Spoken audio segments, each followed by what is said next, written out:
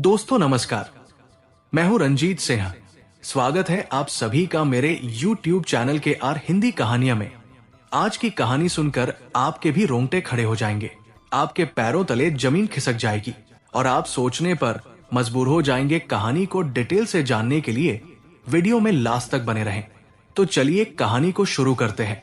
ये कहानी है उत्तर प्रदेश के अयोध्या धाम की। इसी शहर में एक थाना लगता है कैंट, और इसी थाने के अंतर्गत एक इलाका है शहादतगंज मोरावन टोला। 20 वर्षीय प्रदीप कुमार पासवान और 22 वर्षीय शिवानी की सुहाग सेज फूलों से सजाई गई थी। उन्हें हंसी खुशी से कमरे में भेजा गया था, लेकिन सुबह को सुहाग सेज पर दोनों की लाशें मिली। शादी की पहली ही रात को दोनों के बीच ऐसा क्या हुआ? किसने छीन ली दोनों की जिंदगी? 9 मार्च 2025 को सुबह लगभग 6 बजे दीपक कुमार पासवान सब्जी मंडी जाने के लिए तैयार हो गया। रात को उसके छोटे भाई प्रदीप ने कह दिया था कि वो भी सुबह मंडी उसके साथ चलेगा। मंडी जाते समय दीपक ने प्रदीप कुमार पासवान के कमरे का दरवाजा खटखटाया और कहा कि प्रदीप, मैं तो मंडी जा रहा हूं, तुम भी आ जाना। अयोध्या के कैंट थाना क्षेत्र के शहादतगंज मोरावन टोला निवासी 24 वर्षीय प्रदीप कुमार पासवान की शादी खंडासा थाना क्षेत्र के डेली सरैया के मजरा मौजा मोहलिया निवासी मंटू राम पासवान की बेटी 22 वर्षीय शिवानी से 7 मार्च 2025 को हुई थी। 8 मार्च को दूल्हा बना प्रदीप अपनी नई नवेली दुल्हन को विदा कराकर अपने घर लाया था। 9 मार्च को प्रतिभोज का आयोजन होना था। रिसेप्शन के लिए हलवाई को खाना बनाने की तैयारी करनी थी, इसलिए दीपक अपने कुछ रिश्तेदारों के साथ सब्जी खरीदने के लिए मंडी आया था। मंडी पहुंचने पर जब उसका भाई प्रदीप नहीं आया तो भाई दीपक ने सोचा रात को शादी की थकान के चलते प्रदीप सो रहा होगा, इसलिए आंख नहीं खुली होगी। दीपक ने अपने रिश्तेदारों के साथ सब्जी खरीदना शुरू किया ही था कि उसके मोबाइल की घंटी बज उठी। फोन घर से ही उसकी बहन अनीता ने किया था। वो हड़बड़ाते हुए बोली, भैया घर जल्दी आ जाओ। इतना कहकर उसने कॉल डिस्कनेक्ट कर दिया। इस पर दीपक हड़बड़ा गया। वो ये भी नहीं पूछ सका कि बात क्या है। आनन फानन में दीपक उल्टे पैर घर लौट आया। घर में घुसते ही महिलाओं के रोने चीखने की आवाजें सुनकर दीपक के पैरों के नीचे से जैसे जमीन खिसक गई। पता चला कि नव विवाहित जोड़े की सुहाग सेज पर ही मौत हो गई है। ये कैसे हो गया? पता चला कि 9 मार्च की सुबह 7 बजे तक प्रदीप और नव विवाहिता शिवानी सोकर नहीं उठे थे। प्रदीप की मां ने बेटी से प्रदीप को जगाने और मंडी भेजने के लिए कहा। नव विवाहित जोड़े के कमरे का दरवाजा काफी देर तक खटखटाने और प्रदीप और शिवानी को कई आवाजें देने के बाद भी जब अंदर से कोई जवाब नहीं मिला और दरवाजा नहीं खुला, तब परिजन रिश्तेदार कमरे के बाहर जमा हो गए। सभी डर गए थे। मां ने बेटी अनीता से कमरे के पीछे की खिड़की से देखने को कहा। इस पर अनीता ने खिड़की के पल्ले को धकेल कर खोला तो अंदर का नजारा देखते ही उसकी चीख निकल गई। प्रदीप पंखे से लटका हुआ था। सभी ने मिलकर तय किया कि अब और देर नहीं की जाए। तब खिड़की तोड़कर खिड़की के रास्ते कमरे में घुसा गया और कमरे का दरवाजा खोला। कमरे के अंदर का नजारा देखकर फैमिली वालों के साथ साथ सभी रिश्तेदार दंग रह गए। प्रदीप का शव बंद कमरे में फंदे से लटका हुआ था, जबकि दुल्हन शिवानी मृत अवस्था में सुहाग सेज पर पड़ी थी। रहस्यमय तरीके से दोनों की मौत से शादी के घर में कोहराम मच गया। जहां कल तक शहनाई बज रही थी, वहीं अब महिलाओं की चीखें सुनाई दे रही थी। इनमें प्रदीप की मां की भी आवाज थी, नागिन मेरे बेटे को खा गई। ऐसा क्या हुआ जो कुछ घंटों में ही दोनों की मौत हो गई? क्या किसी ने दोनों की हत्या तो नहीं कर दी? लेकिन दरवाजा तो अंदर से बंद था, फिर ऐसा होना कैसे संभव था? नव विवाहित युगल की मौत का रहस्य गहराता जा रहा था। हर कोई चाहता था कि दोनों की मौत के रहस्य से जल्द पर्दा उठे। फैमिली वाले भी कुछ समझ नहीं पा रहे थे। ये सब कैसे और क्यों हो गया? मामले की गंभीरता को देखते हुए दीपक ने पुलिस के साथ ही दुल्हन शिवानी के फैमिली वालों को भी घटना की जानकारी दे दी। खबर मिलते ही शिवानी के मायके में भूचाल सा आ गया। ऐसी क्या बात हो गई जो दुल्हन और दूल्हे की शादी के कुछ घंटे बाद ही मौत हो गई? पड़ोसी भी शिवानी के घर पर जा पहुंचे। थाना कैंट के SHO Pankaj Singh police team के साथ घटनास्थल पर पहुंच गए। पुलिस ने आते ही कमरे का निरीक्षण किया। इसके बाद प्रदीप के शव को फंदे से उतारा। प्रदीप ने अपनी शेरवानी के दुपट्टे से फांसी लगाई थी। घटना की सूचना उच्च अधिकारियों को दी गई। सूचना मिलते ही एसएसपी राजकरण नैर, सीओ शैलेंद्र सिन्हा भी वहां पहुंच गए। पुलिस का कहना था कि फॉरेंसिक टीम ने सैंपल लिए हैं। कमरा अंदर से बंद था, ऐसे में मामला सुसाइड का लग रहा है। हालांकि पोस्टमार्टम रिपोर्ट के बाद ही मौत का कारण स्पष्ट हो पाएगा। पुलिस को कमरे के अंदर से प्रदीप का मोबाइल भी मिला, जिसे कब्जे में ले लिया गया। फैमिली वालों ने पुलिस को बताया कि 8 मार्च को सुबह 11 बजे दुल्हन शिवानी विदा होकर राजी खुशी से अपनी ससुराल पहुंची थी। शाम होते होते घर और रिश्ते की महिलाएं ढोलक लेकर बैठ गई और फिर देर रात तक शादी के गीत गाए जाते रहे। पूजा पाठ के साथ जरूरी रस्में निभाई गई। सभी ने खाना खाया और हंसी ठिठोली के बीच रात लगभग 11 बजे के बाद दूल्हा दुल्हन को भाभी व बहनों ने कमरे में छोड़ा था। कमरे को फूलों की लड़ियों तथा सुहाग सेज को गुलाब की पंखुड़ियां से सजाया गया था। शादी में कामकाज के चलते सभी थके हुए थे, इसलिए सोने चले गए थे। रात को घर में सो रहे मेहमानों व परिजनों ने किसी प्रकार की कोई आवाज या शोर भी नहीं सुना। पुलिस ने मौके की कार्यवाही निपटाने के साथ ही दोनों के शवों को पोस्टमार्टम के लिए भेज दिया। पुलिस ने अपनी जांच कई एंगल से शुरू की। हो सकता है सुहागरात पर दोनों के बीच किसी बात पर विवाद हुआ हो। इसके बाद प्रदीप ने दुल्हन की हत्या कर दी, फिर खुद फंदे से लटक कर सुसाइड कर लिया।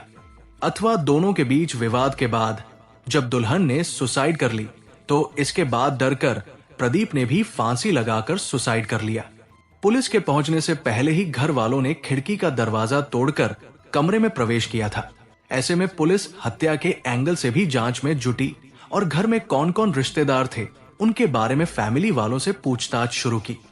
9 मार्च 2025 को शाम 3 बजे शिवानी और प्रदीप की पोस्टमार्टम रिपोर्ट भी आ गई, जिसमें शिवानी की मौत का कारण उसकी गला दबाकर हत्या करना बताया। वहीं प्रदीप की मौत हैंगिंग से होना बताया। पोस्टमार्टम रिपोर्ट से इस बात का भी खुलासा हुआ कि शिवानी का गला जोर से दबाया गया था। अब प्रश्न ये था कि नई नवेली दुल्हन शिवानी की हत्या किसने की और प्रदीप को पंखे से किसने लटकाया, ये सभी के लिए पहेली बनी हुई थी। पोस्टमार्टम रिपोर्ट के अनुसार शिवानी की मौत रात 3 बजे के आसपास हुई थी, जबकि उसके लगभग 1 घंटे बाद प्रदीप की मौत हुई थी। पोस्टमार्टम रिपोर्ट की खास बात यह थी कि मरने से पहले सुहागरात पर दोनों के रिलेशन बने थे। दोनों की पोस्टमार्टम रिपोर्ट ने मौत की उलझी गुत्थियों को कुछ हद तक सुलझा दिया था। फोरेंसिक टीम की जांच से एक फैक्ट और सामने आया। प्रदीप ने शिवानी की हत्या करने के बाद करीब 45 मिनट तक ये सोचा कि वो खुद की जिंदगी को कैसे खत्म करे। शिवानी की लाश के पास बैठकर वो सोचता रहा। कमरे में एक चाकू भी मिला था, हालांकि उस पर खून के निशान नहीं थे। कमरे में बेड पर प्रदीप ने कुर्सी और स्टूल मदद से पंखे तक पहुंचने की कोशिश की थी। अब सवाल यह था कि जब दोनों हंसी खुशी अपने कमरे में गए थे, तब देर रात ऐसा क्या हुआ? रात को उनके कमरे में कौन आया जिससे दूल्हे प्रदीप को सुहागरात मनाने के बाद अपनी नव विवाहिता पत्नी शिवानी की गला घोटकर हत्या करनी पड़ी और लगभग 1 घंटे के अंतराल में ही प्रदीप को फंदे पर लटक कर सुसाइड करने को मजबूर होना पड़ा, जबकि कुछ घंटे पहले अपनी शादी में प्रदीप दोस्तों के साथ डांस कर रहा था। प्रदीप और शिवानी अपनी शादी से खुश थे। दोनों के बीच कोई अनबन नहीं थी। शादी तय होने के बाद पिछले 1 साल से दोनों एक दूसरे से मोबाइल पर दिल खोलकर बातें करते थे। दोनों को अपनी शादी के दिन का बेसब्री से इंतजार था। दोनों को एक एक दिन भारी पड़ रहा था। फिर ऐसा क्या हुआ जो विवाहित जीवन शुरू होने से पहले ही खत्म हो गया? पुलिस ने बताया कि दुल्हन शिवानी का गला इतनी जोर से दबाया गया कि वो चिल्ला भी नहीं सकी थी। उसकी आवाज गले में घुटकर रह गई। ऐसा इसलिए हुआ क्योंकि जिस कमरे में प्रदीप और दुल्हन शिवानी मौजूद थे, उस कमरे की खिड़की से सिर्फ 5 फीट की दूरी पर बाकी परिजन सोए हुए थे। अगर शिवानी की आवाज बाहर तक पहुंचती तो शिवानी को बचाने के लिए फैमिली वाले आ जाते, लेकिन उन्हें घटना के बारे में सुबह 7 बजे ही पता चला। पुलिस ने कमरे में मिले प्रदीप के मोबाइल की कॉल डिटेल्स निकलवाई। बताया जाता है कि मोबाइल में ज्यादातर कॉल शादी से संबंधित ही थे। एक मैसेज आया था, इस मैसेज में लिखा था, तुम कैसी हो, मुझे छोड़कर अच्छा नहीं किया। सीओ शैलेंद्र सिंह ने बताया, प्रदीप के मोबाइल पर एक अधूरा मैसेज मिला। उस मैसेज की भाषा कुछ ऐसी है जैसे प्रदीप पत्नी शिवानी से कुछ सवाल पूछना चाहता है। ऐसा अनुमान है कि उसी मैसेज को दिखाकर दोनों में विवाद हुआ होगा।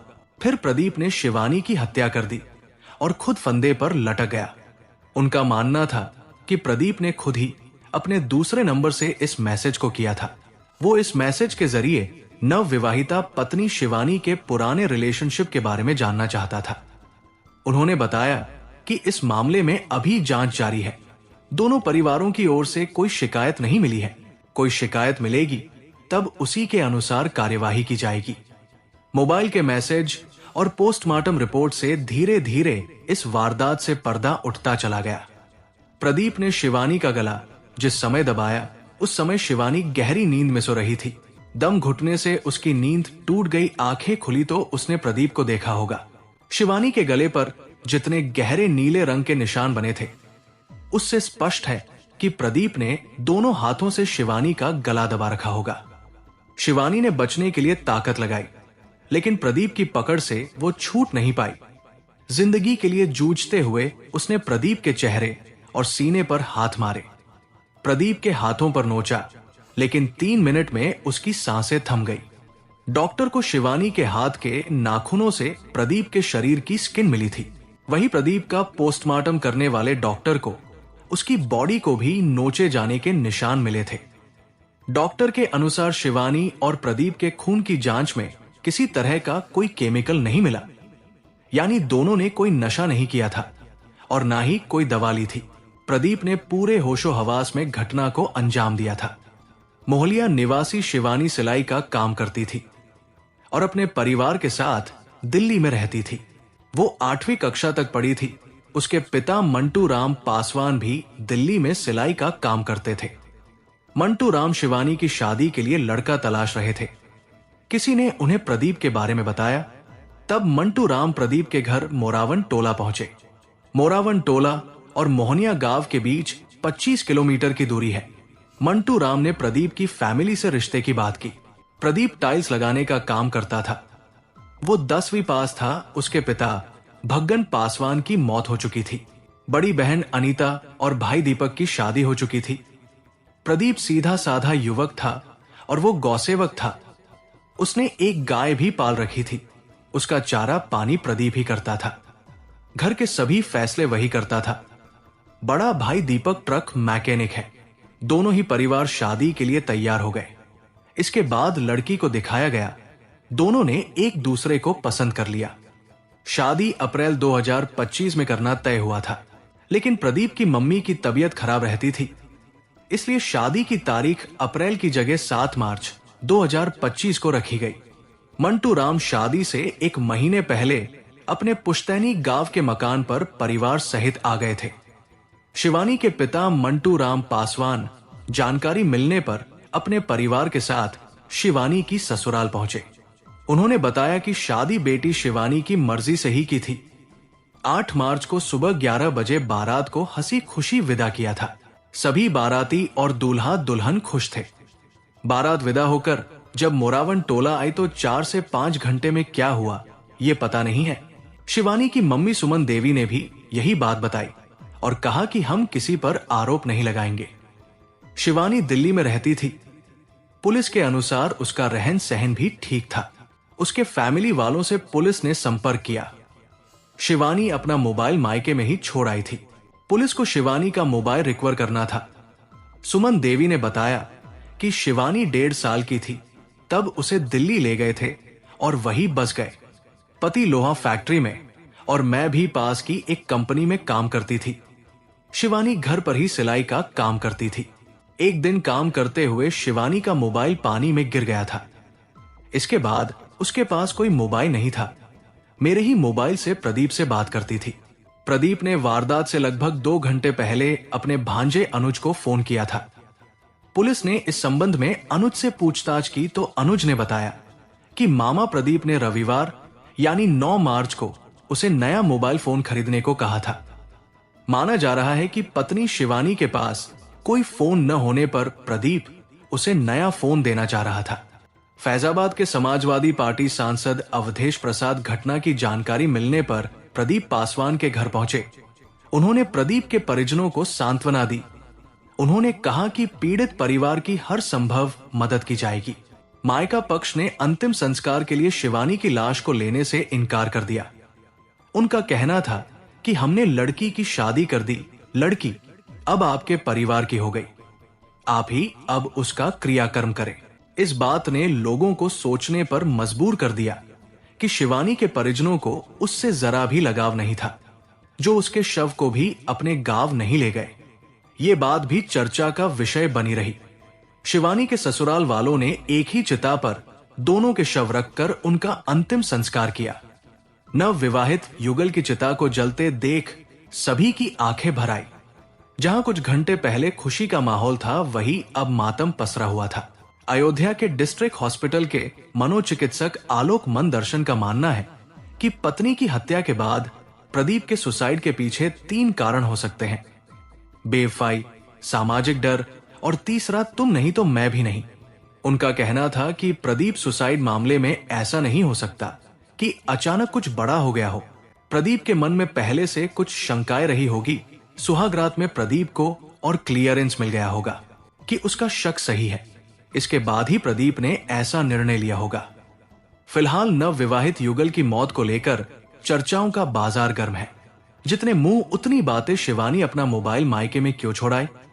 शिवानी का मोबाइल पानी में गिरने पर खराब हो जाने की बात कही जा रही है, तो क्या उसे अब तक सही नहीं कराया जा सका? आजकल कौन लड़की अपना मोबाइल मायके में छोड़कर आती है? सुहागरात वाले दिन प्रदीप ने शिवानी का पास जानने का प्रयास किया और स्वयं ही अपने मोबाइल पर मैसेज भेजा। इसके पीछे उसकी नीयत थी कि वो पहली ही रात में ये जान लेना चाहता था कि शिवानी शादी से पहले किसी से प्यार करती थी और उसके साथ रिलेशन बना चुकी थी या नहीं। उसका अनुमान रहा होगा कि हड़बड़ी में शिवानी कुछ ना कुछ बात जरूर कहेगी। माना जाता है कि मैसेज दिखाने पर शिवानी ने विरोध किया होगा और दोनों के बीच झगड़ा हुआ होगा। गुस्से में उसने शिवानी का गला घोट दिया। शिवानी की हत्या करने के बाद लगभग 45 मिनट प्रदीप जिंदा रहा। आकलन लगाया जा रहा है कि इस अंतराल में प्रदीप को यह एहसास हुआ होगा कि अब पत्नी की हत्या के आरोप में पुलिस उसे गिरफ्तार कर लेगी। वो परिवार और समाज को क्या मुंह दिखाएगा? विश्वास और रिश्तों की उलझन में दोनों की जिंदगी छिन गई। दोस्तों, इस कहानी को सुनाने का उद्देश्य किसी का दिल दुखाना नहीं है, किसी को परेशान करना नहीं है, बल्कि आपको जागरूक करना है और आपको सचेत करना है, ताकि आप लोग सतर्क रहें और सावधान रहें। तो दोस्तों, कैसी लगी ये स्टोरी कमेंट जरूर करें, वीडियो को लाइक करें और अपने दोस्तों को शेयर भी करें। और आपसे गुजारिश है कि मेरे चैनल को सब्सक्राइब जरूर करें और कमेंट बॉक्स में अपना नाम और कहां से देख रहे हैं, अपने शहर का नाम जरूर लिखें। फिर मिलेंगे ऐसी ही किसी सच्ची स्टोरी के साथ। तब तक के लिए धन्यवाद।